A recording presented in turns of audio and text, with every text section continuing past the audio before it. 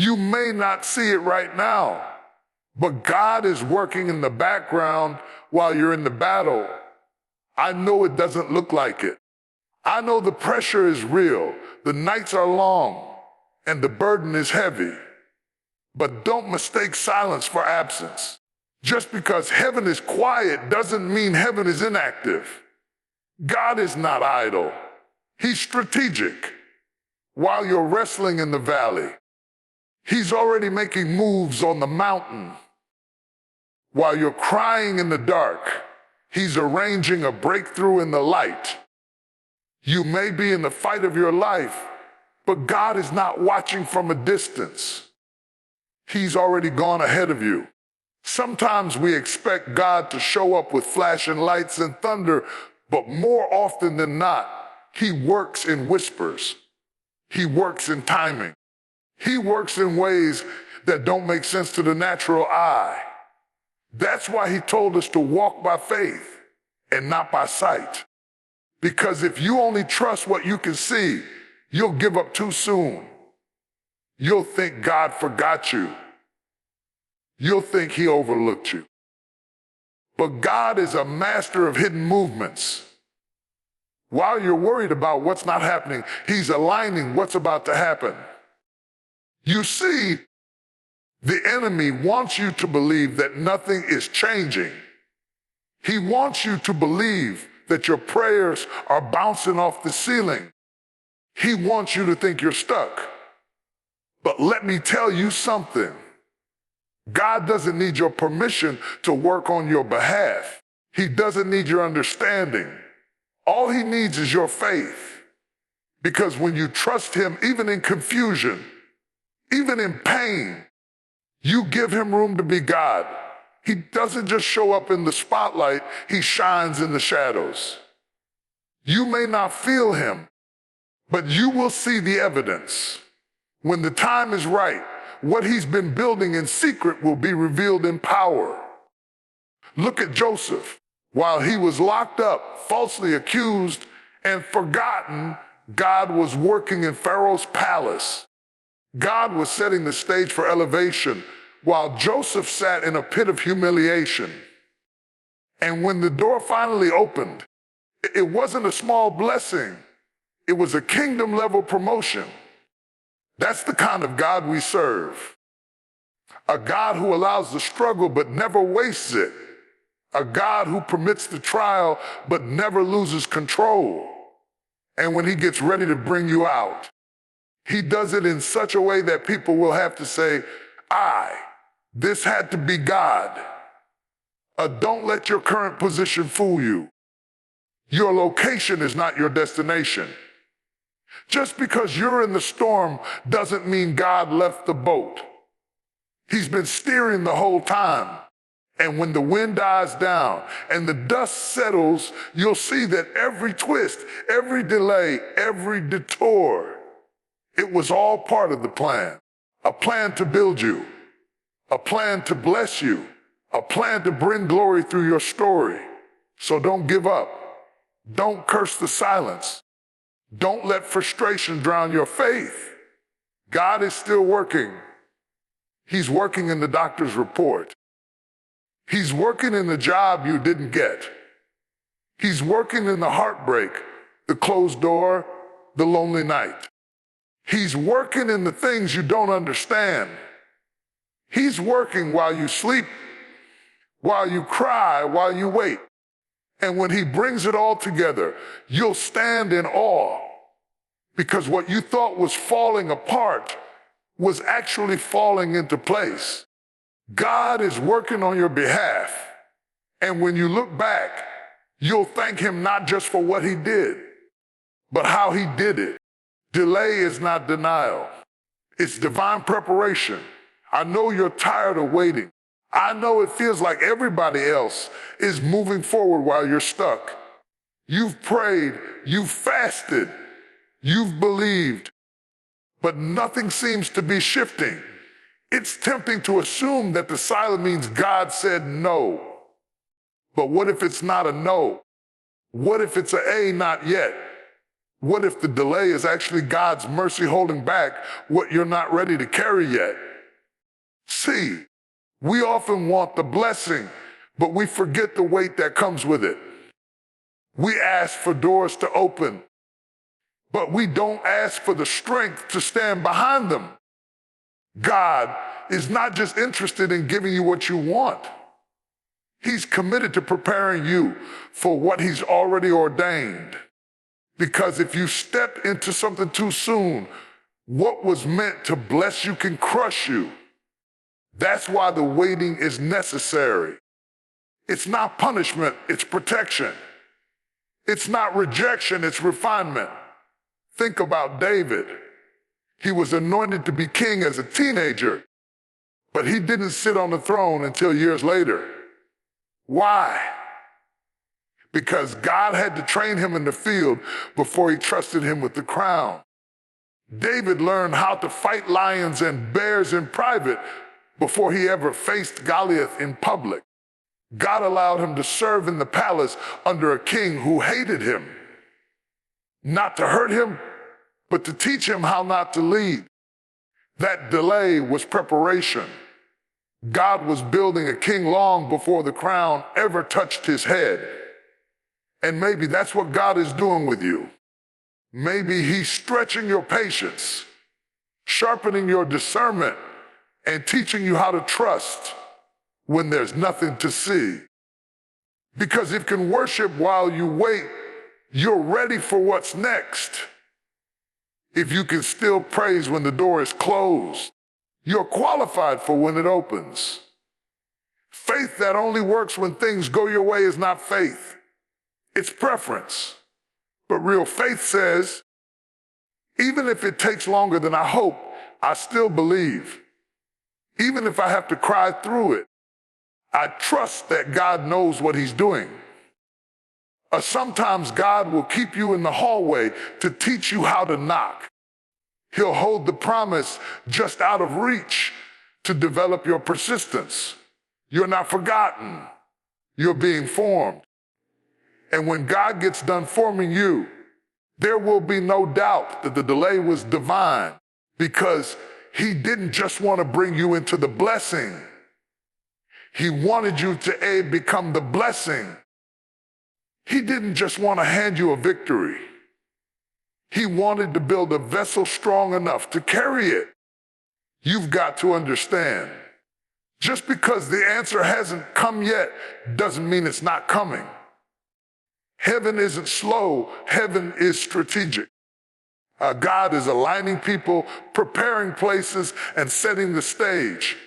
You might not see the full picture, but he sees the end from beginning.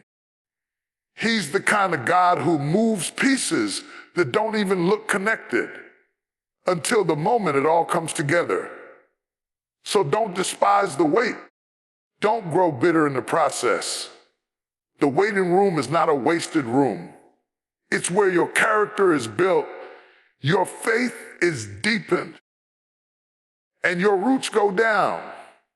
It's in the waiting that you learn how to depend on him, not just for the blessing, but for the strength to endure until it comes. God has not denied you. He's preparing you. And when the time is right, you won't have to force the door open. It will swing wide by his hand, and you'll walk through, not as the same person who entered the wait, but as the one who was refined in it. Because delay doesn't mean God forgot you. It means he's getting everything in place so that when you arrive, it's already ready, and so are you. The enemy doesn't have the final say. He may launch the attack. He may stir up confusion. He may even knock you down. But what he cannot do is override the will of God for your life. The battle might be raging, but the outcome is already decided. The cross already settled it. The blood already sealed it.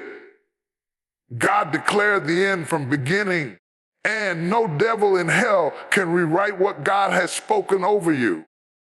You have to understand, just because you're under attack doesn't mean you're defeated. It means you're valuable. The enemy doesn't waste time on people going nowhere. The very fact that you're facing pressure is proof that purpose is on your life. He sees the calling. He sees the anointing. He sees the doors God is preparing to open. And so he tries to break you before you get there. He tries to discourage you in the middle so you never reach the promise. But the enemy is not in control. He may have a plan, but God has a purpose. And purpose always wins. Look at Job. The enemy came with destruction, sickness, and sorrow. But he couldn't touch Job with God's permission. And even in all his suffering, Job never lost what mattered most, his faith. Because God will let the enemy test you, but he won't let him triumph over you. The test might stretch you. It might shake you, but it won't destroy you. What the enemy meant to use against you, God is going to use to promote you. That's why you can't judge your life by what it looks like right now. You might be in a fight, but you're still favored. You might be in the fire, but the fire is refining you, not consuming you. The enemy thought the fire would finish you, but God is using it to purify you. Every weapon that has been formed against you may look dangerous, but it won't prosper. God never promised the weapon wouldn't be formed. He promised it wouldn't win. And hear me, just because something looks like a loss doesn't mean God isn't working it for a win. What looks like defeat is often divine strategy. Jesus on the cross looked like a loss. The tomb looked like the end. But on the third day, the stone was rolled away and resurrection power silenced every doubt. The enemy thought he had won, but he didn't know that death was the setup for life. And the same God who raised Jesus is working on your behalf right now. So stop giving so much credit to the enemy. He's not in charge. He's not writing your story. He's not directing your path. God is. God has the final word. And when God speaks, everything else must bow. That anxiety has to bow. That depression has to bow. That diagnosis has to bow. That fear, that shame, that guilt. It all has to submit to the authority of the one who reigns above it all. You may be under pressure, but you're not without promise. You may be going through, but you're not going alone. Heaven is backing you. Angels are surrounding you. The Spirit of God is within you. And the enemy, he's already defeated. He's already lost. So stand firm. Keep your head up. Dry your tears and square your shoulders. Because the one who started the work in you is not finished. The enemy doesn't get the last word. God does. And when God speaks over your life, nothing and no one can reverse it. Your pain has a purpose. I know that's hard to hear when you're in the middle of it. When the tears won't stop, when your heart is heavy, when the silence is deafening. But pain is not pointless in the hands of God. It's not wasted. It's not ignored. God sees every tear, feels every ache, and knows every burden you carry. And though the pain may not be his plan, he knows how to use it for his purpose. You might not understand why you're going through what you're going through. You might be asking, God, me. Why now? Why this? But the truth is, purpose is often hidden inside pressure. Growth doesn't happen in comfort. It happens in struggle. Oil doesn't flow until the olive is crushed. Diamonds don't shine until they've been through the fire. And sometimes, God allows the pressing so he can release something powerful from within you. You see, we want destiny without discomfort. We want calling without crushing. But every great move of God is birthed through pain. Ask Joseph. He was thrown into a pit, sold as a slave, falsely accused, and forgotten in a prison. But all of it was part of God's plan to place him in the palace. The pain didn't cancel the promise. It prepared him for it. And when he stood in front of the very brothers who betrayed him, he didn't say, "You ruined my life," he said. "You meant it for evil, but God meant it for good." That's what God does. He takes what was meant to destroy you and uses it to develop you. He turns mourning into strength, loss into wisdom, and heartbreak into testimony. Your suffering is shaping something inside of you that comfort never could. It's shaping your endurance. It's strengthening your faith. It's teaching you how to lean not on your own understanding, but on the God who never fails. And let me tell you something, your pain is producing a glory you can't even imagine. The enemy wants you to believe that this is where it ends, that the hurt has the final word, that you're broken beyond repair. But the devil is a liar, because God is the potter and you are the clay. And even if you've been cracked, even if life has shattered your plans, God knows how to reshape you. He knows how to rebuild what was broken. He knows how to breathe life into what felt dead. This isn't the end. It's the making of something greater. Sometimes God lets us walk through the fire not to burn us, but to burn off what can't go with us into the next season. There are things that had to break off, relationships that had to end, doors that had to close. Because what God is preparing for you is too big to carry dead weight. And the pain you're feeling now is the pain of release. It's the stretching before the shift. It's the labor before the birth. So don't despise the pain. Don't let it make you bitter. Let it make you better. Let it make you wiser. Let it make you more dependent on God. Because when you come out of this, and you will come out, you won't come out empty. You'll come out with clarity. You'll come out with power. You'll come out with a deeper revelation of who God is. Your pain has a purpose. You may not see it yet, but one day you'll look back and realize that what you thought was breaking you was actually building you. That what you thought was a setback was a setup for something greater. Because when God is working on your behalf, even your wounds are part of the work. And when He's finished, your story will testify of His goodness, not just in spite of the pain, but because of it. You're not fighting alone. I know it may feel like you are. It may feel like no one sees what you're going through. No one understands the weight you're carrying, and no one truly knows how close you are to breaking.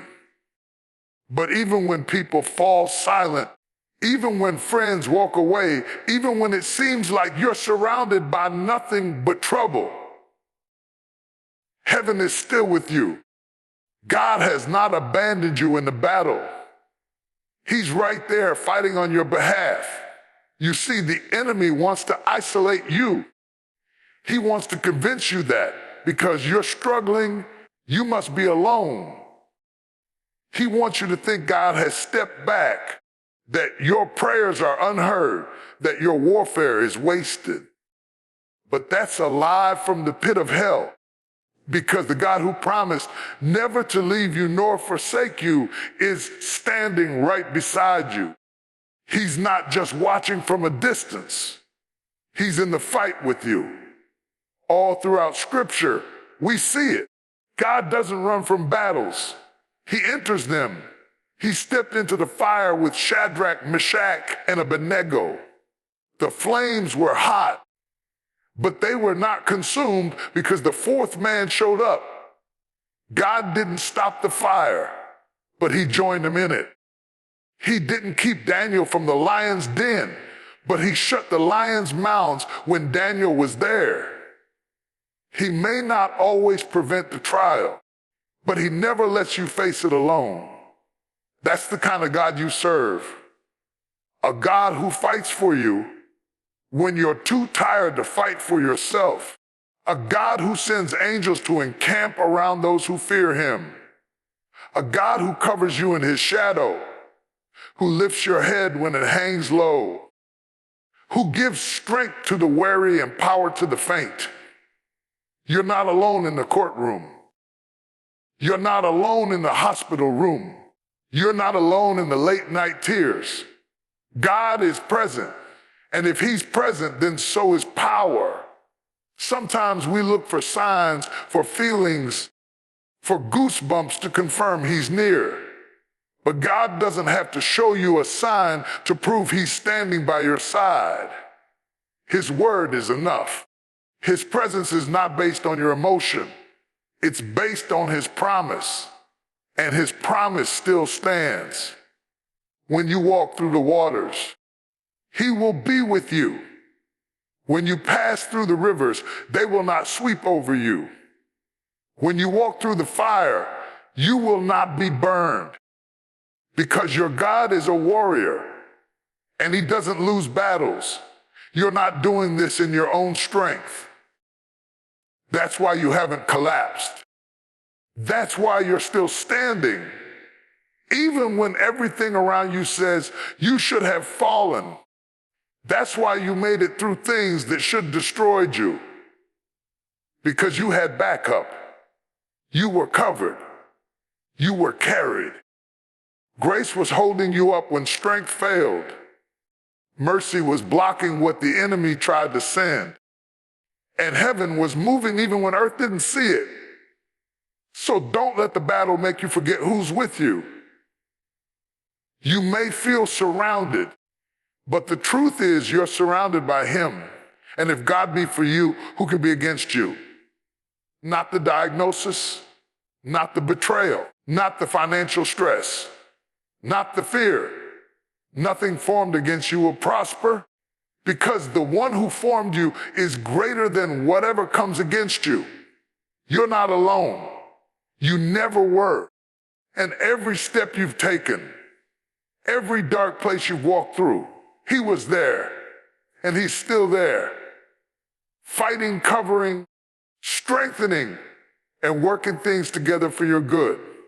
So lift your head, wipe your tears. You don't have to carry this by yourself, because God is not just working for you. He's standing with you, and that's more than enough. The breakthrough is already in motion. It may not look like it. It may not feel like it. But what you don't see is often more powerful than what you do. God doesn't need to broadcast his movements to validate his work. He's the kind of God who sets things in motion long before you see the evidence. Just because it hasn't manifested in your hands doesn't mean it hasn't been released from his. The answer is already on the way. Sometimes we get so caught up in what hasn't changed that we forget God never stopped moving. We pray, and when the situation doesn't shift overnight, we assume nothing's happening. But heaven doesn't operate on our schedule. Heaven moves with divine precision. There are things you've been waiting on that are already unfolding behind the curtain. People are being positioned. Hearts are being prepared. Doors are being unlocked. And when God is ready, the release will be sudden. Ask the children of Israel.